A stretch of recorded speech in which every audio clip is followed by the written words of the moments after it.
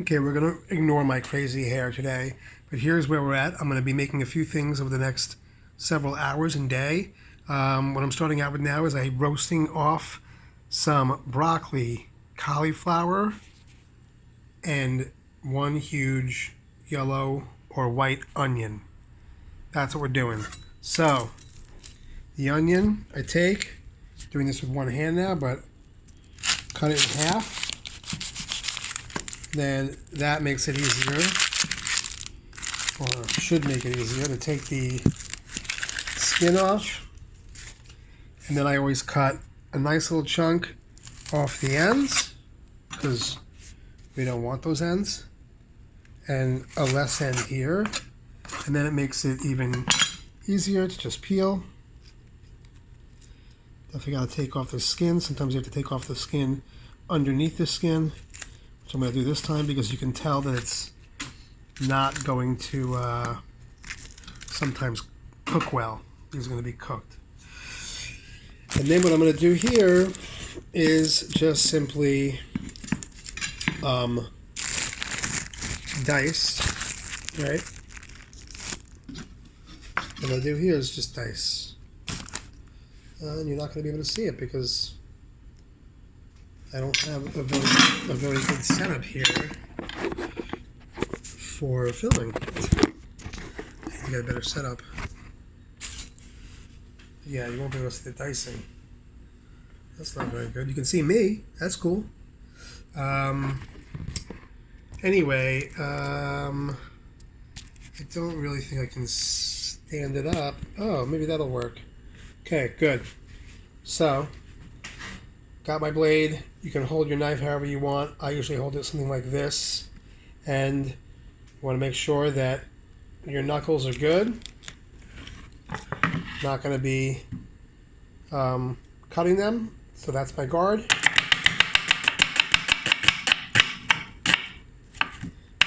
Hold it. And there I go. I got my onions. Let's do the same thing with this one. Cut off that end. Don't need it. This end, smaller cut. Okay, take off the skin.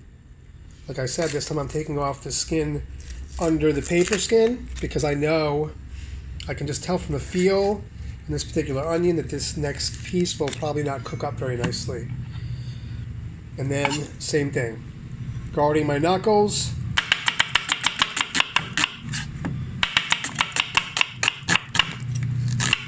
And by the way, that comes with time and sometimes making mistakes.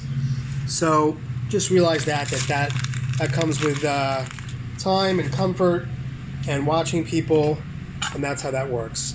Now I have bags of this frozen.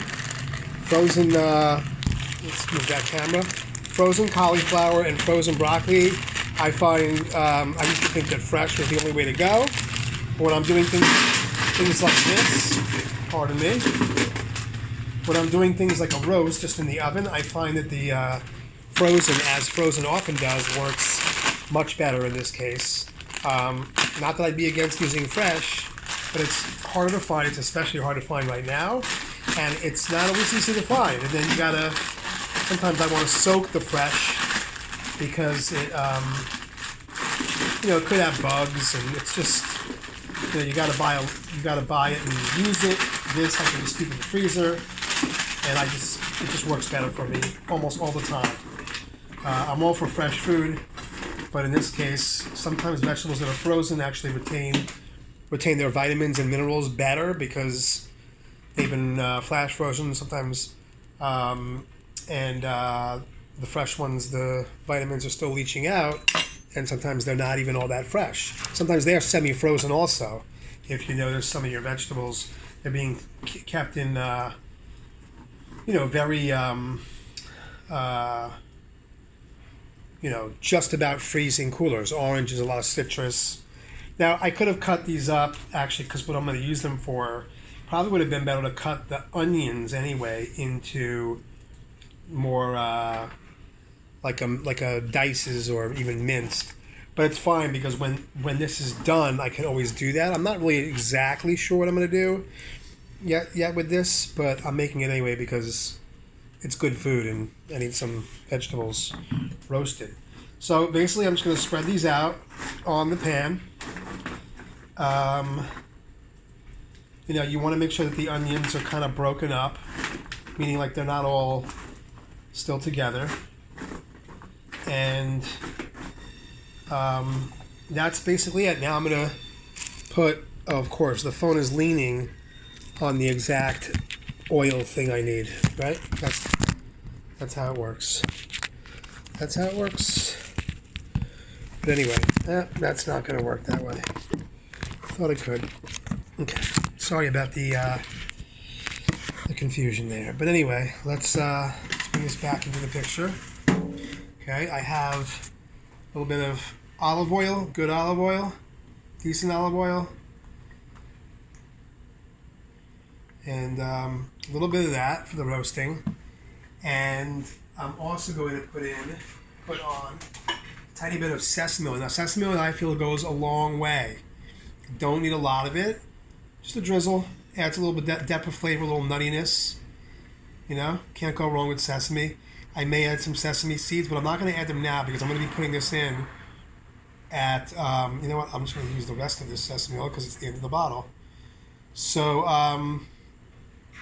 this is going to go in at about 420, 425, 430. Really depends upon your oven. I am going to, I will probably put some sesame seeds on it after. If I have this honey mustard here, I'm actually thinking of using. No, I'm going to leave that.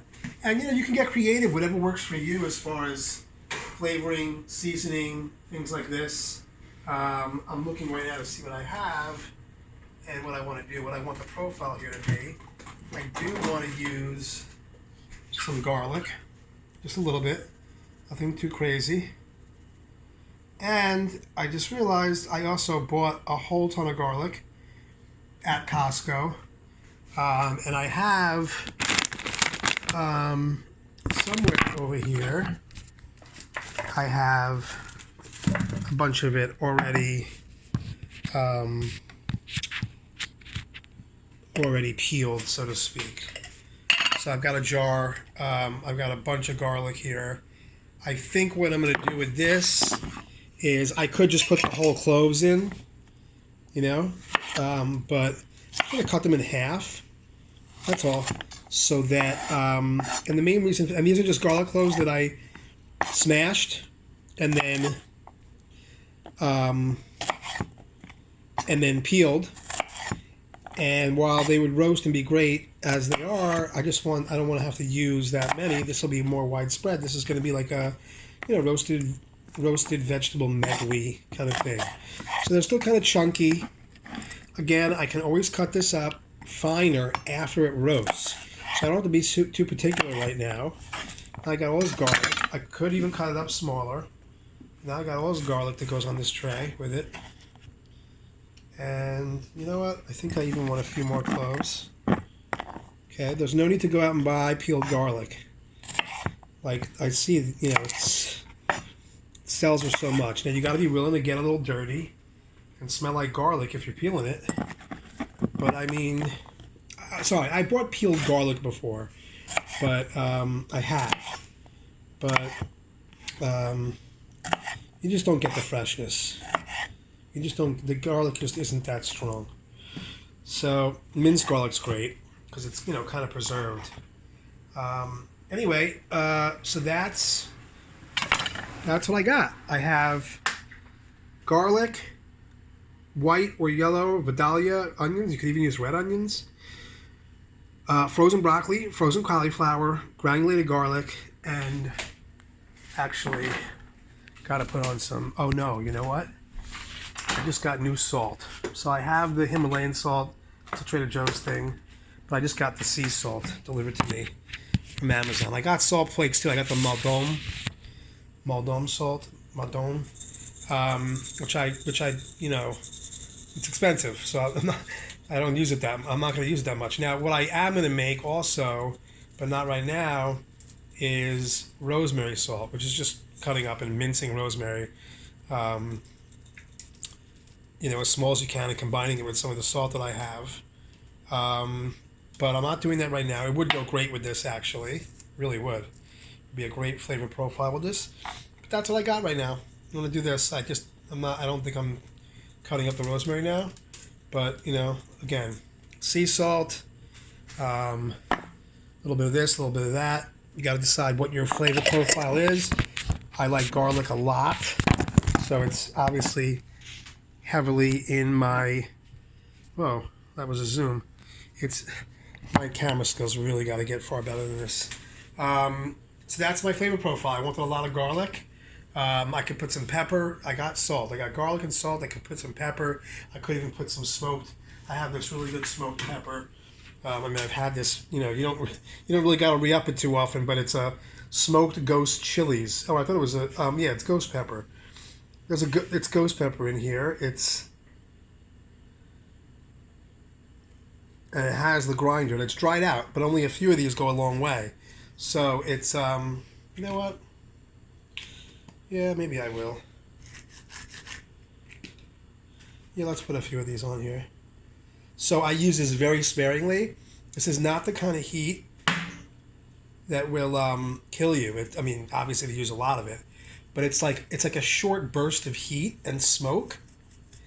And like, I'm not a big fan of paprika. I gotta be honest. I feel like paprika is like a little bit. I don't know what the word I would call it is. Like a little bit like musky.